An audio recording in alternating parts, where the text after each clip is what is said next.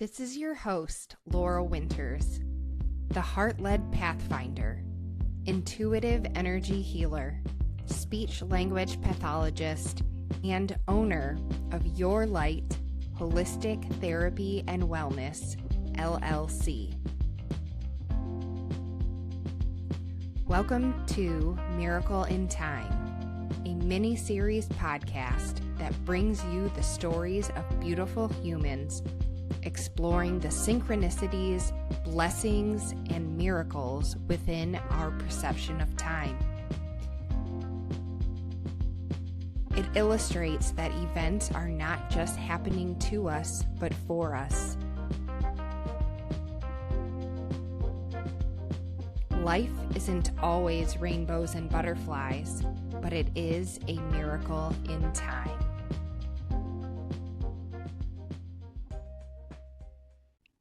As a disclaimer, this podcast contains general information about various topics and medical conditions and is for educational purposes and inspiration only. Your Light Holistic Therapy and Wellness, LLC is not responsible or liable for the accuracy of information contained in this podcast. The information contained in this episode is the personal views of the host and guests, respectively. This podcast is not meant to replace the advice of your healthcare provider and is not intended to prescribe, prevent, treat, or diagnose disease. You assume all risks when you continue this episode.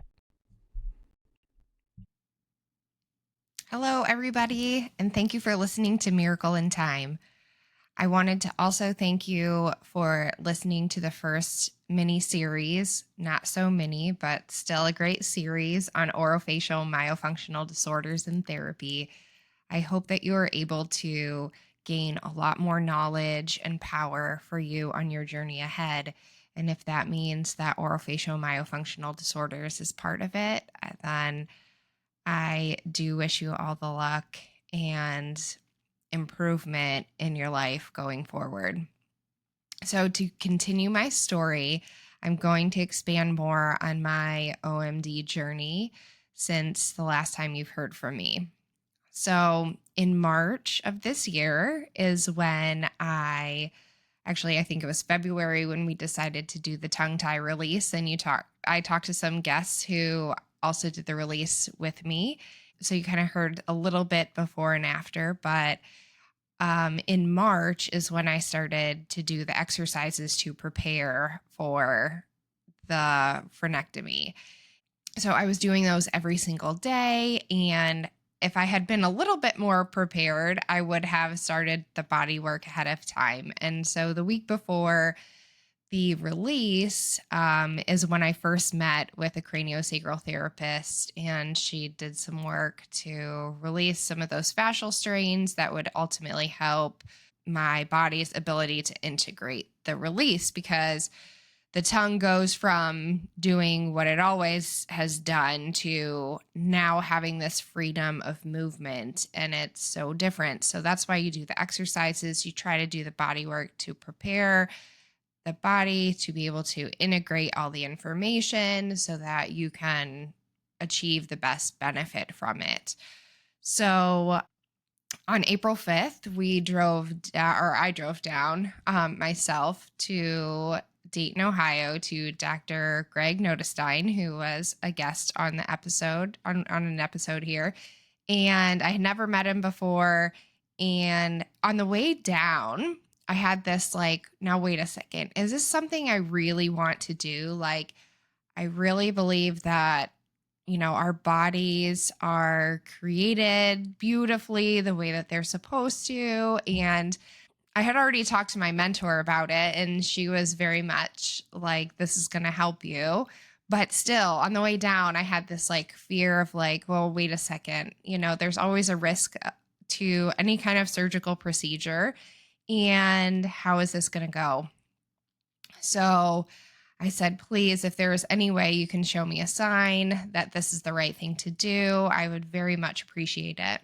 And so I got there and met with the other ladies who were there, and, all kind of nervous but excited at the same time. And right before we were going to start, Dr. Notestein came out and he said, is that okay if we say a prayer? And it was like immediately all of these feelings just like went away. And it's kind of interesting, growing up as Catholic. I have a different Catholic experience than a lot of other people, but I think, prayer was something for me that was, I don't know, it's just something that I rarely did. Like we did it in church. You would, you're told to say your prayers, but it was something that was never, I don't know. It wasn't something that was daily for me. And yeah, so there was kind of a lot of things with prayer, and I've been reading a book on prayer that has been really helpful. And anyway, but in that moment, it just felt so right. Normally, if someone said, like, can we pray together? I'd be like, yeah, okay, but it just felt so aligned. And that was my sign that this was totally right for me. And so, yeah, so the experience of being able to witness other people having the release was very, very interesting, very eye opening. How the kind of like the tongue is so restricted, and then all of a sudden it's just like free and able to move. And for me, thinking about tongue ties and things, I feel like there's this energetic piece that, like, for so long, we have been programmed not to speak our mind, not to speak our truth. And so to me, it seems almost like an energetic piece of this physical manifestation of this programming. Over time, we've just evolved as a human race that we just don't believe that we can speak our mind and speak our truth. And obviously that is beginning to change. And there have always been wonderful people who have just been able to do that. But yeah, I really do feel like there is an energetic piece. And so when the tongue is finally released, it's like, oh my gosh, there's just so many things that can happen. So before my release, I had witnessed one of the other ladies being released, or actually two of them. And while Dr. Notestein, I'm pretty sure I told the story in his episode, but during him doing someone's blood pressure, I had wanted to ask a question. I said, "Can I ask a question?" And he like stopped me. "No, I don't want to hear it right now." And I was just kind of like, "Oh, that's really interesting." And so when he was completed with a blood pressure, he said, "Okay, go ahead. You can ask your question." And so I didn't really understand it in the moment. And then when it was my turn to go, I sat down, he put the blood pressure cuff on, and then he held my hand while doing the blood pressure. And I was kind of in awe at the healing touch that he had. Like I could totally feel it. It was unlike anything I think I've ever experienced before. Having this very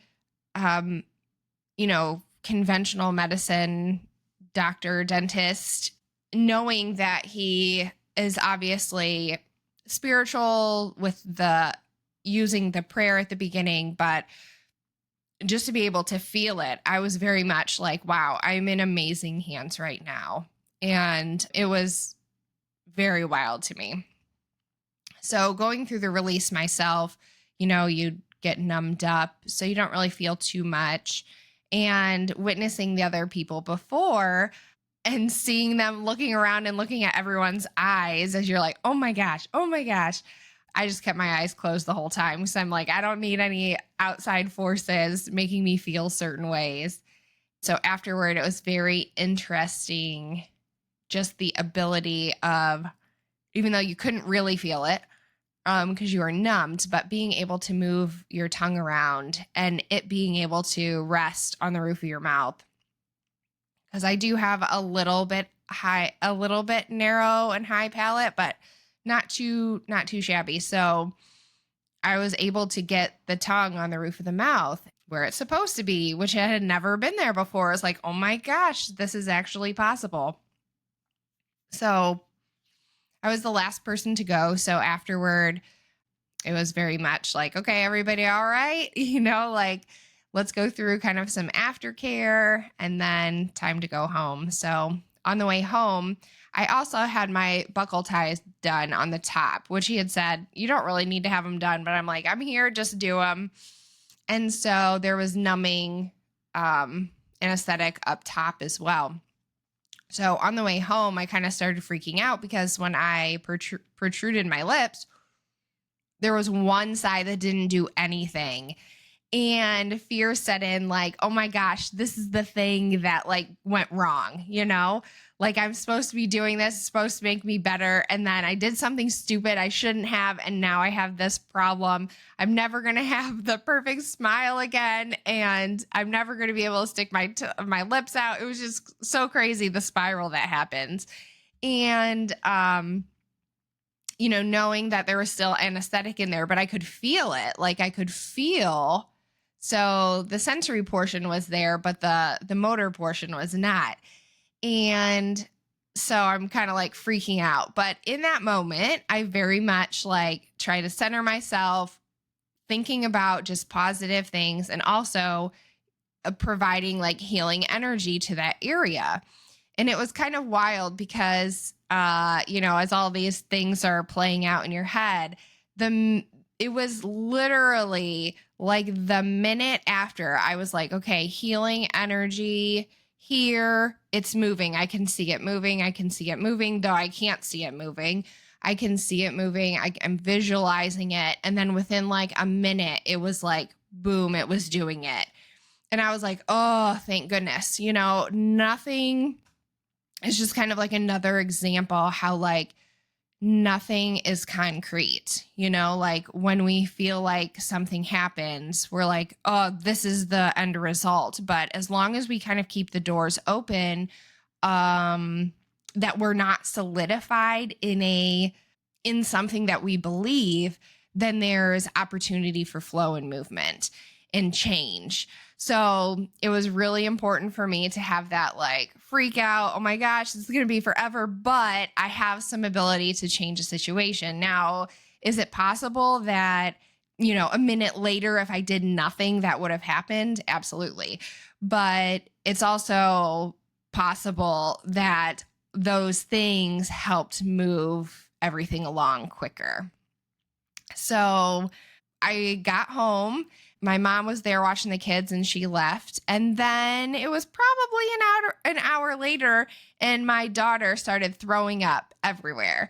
And I was like, oh my gosh, this cannot be happening, right? Like I just had a surgical procedure.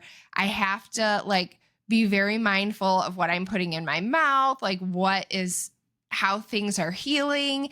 And she's there throwing up. So again, this like fear of like, oh my gosh, I'm going to start throwing up in a couple of days. It's going to ruin everything.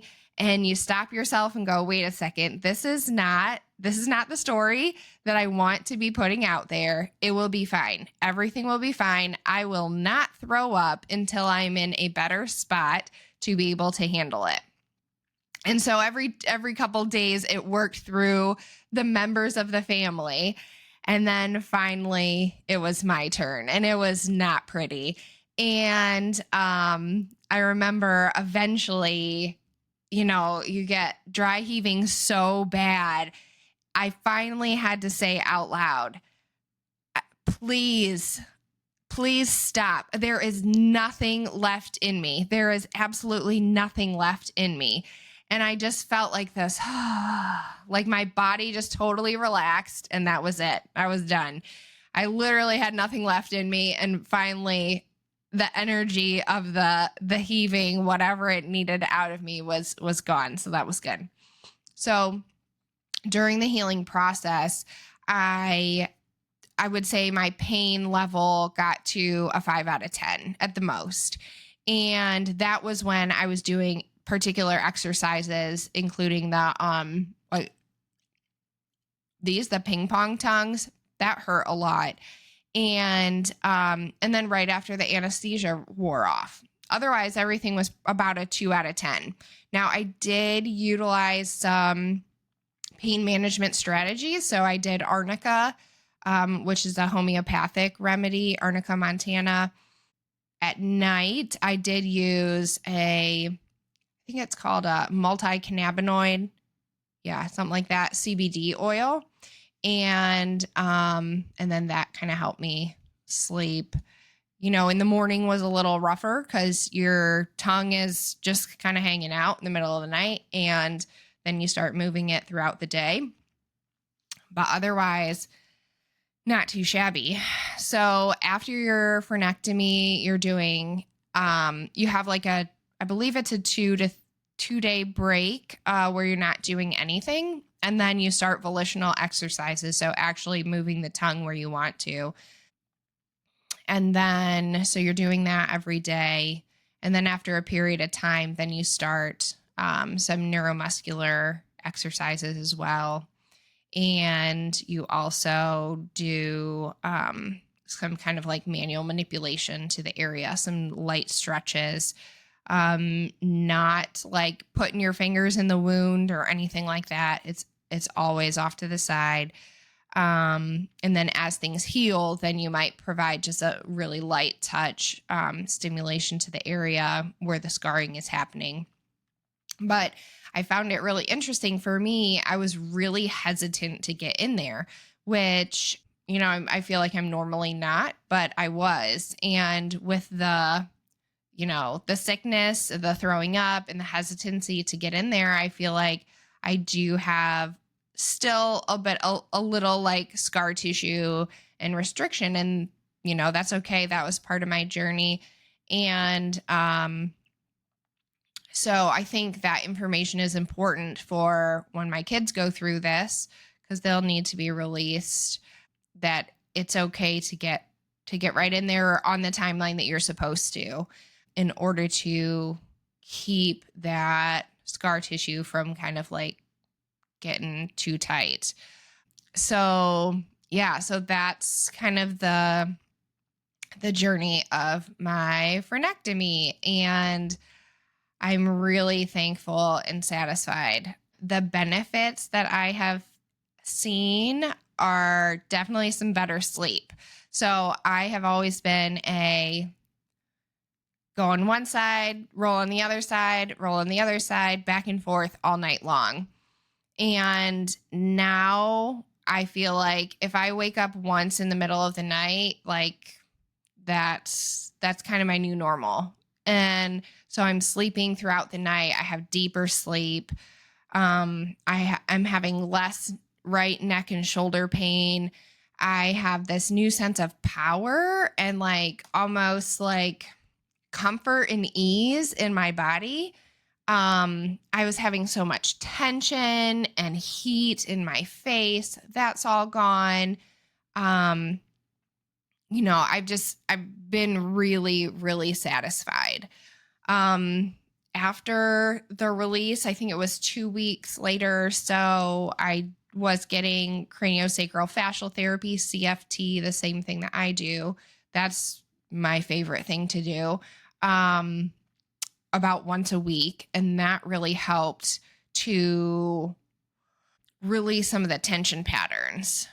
And throughout that time, you're still doing the exercises. So the other thing that I had mentioned, I think it was on Dr. Jake's podcast, was the fascial maneuvers with Human Garage.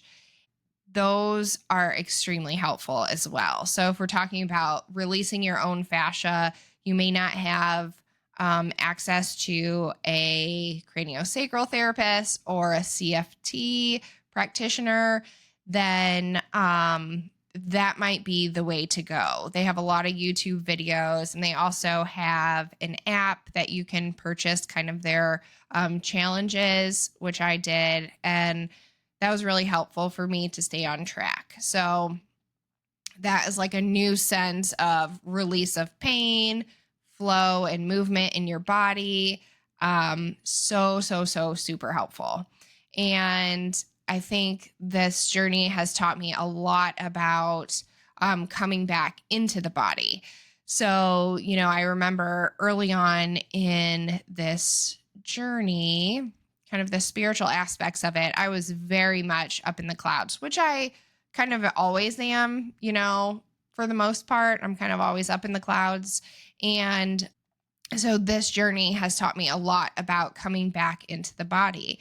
We are a soul, a spirit in human form. And so, it's important that we are utilizing this human experience to the full extent, and that we can provide the love and the care that we need through ourselves to others, and really taking care of our body and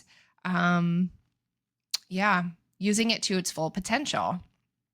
So while all this is happening, I am planning for the Make the Connection course, and it was a really good learning experience. I do feel like at some point I'm going to be doing some kind of training for something. I don't know what, or some kind of group thing, but it was a really good experience to be able to try to figure out where an event might be happening, what things to consider, the timelines of things, the things that you're going to need.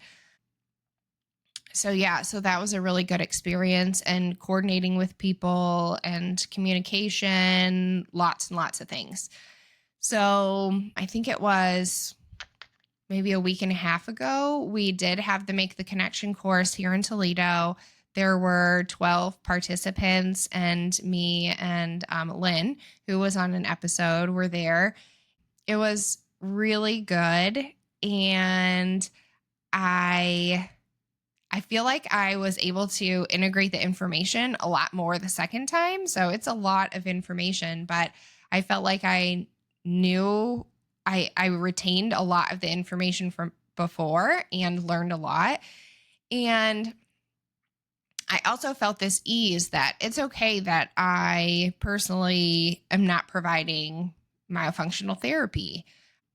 I go back and forth quite a bit because I go, man, it's not quote unquote hard per se. Like, why am I avoiding something like this? But it really is not why I'm here. It's really not the avenue that I want to be helping people, because I have so many other things that I'm able to do and help with. So I think the information has been really, really beneficial for myself. And though I need to really be doing more with my children, there's a lot of things going on. And so I can make a million excuses, but I'm just kind of trusting the timing in that. And I think that it all has been extremely beneficial. So the question is, where does the journey go from here? So wrapping up this portion of the orofacial myofunctional disorders and therapy, and I had very much had a plan of where we were going to go next. And what I learned from my first podcast was that when you're doing all of the work and you're trying too hard, it's probably not the way that you should be going. And so after I did that podcast for, I think it was a year and a half or so, pulling teeth, trying to get people to do the podcast with. And then I was not as tech savvy with the editing software. Gosh, it took so much time to do.